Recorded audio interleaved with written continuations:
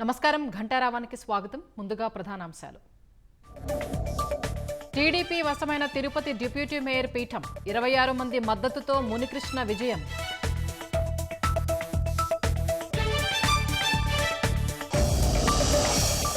Nandigama municipal చైర్పర్సన్గా కృష్ణకుమారి పట్టణ అభివృద్ధి కోసం కష్టపడి పనిచేస్తానని వెల్లడి.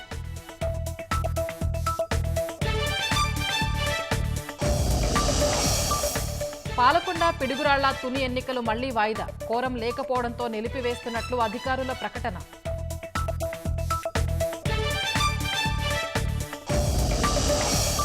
కూటమి పాలనలో బెజవాడలోని రోడ్లకు మోక్షం. కాలనీలో చురుగ్గా రహదారుల నిర్మాణాలు, మరమ్మతులు.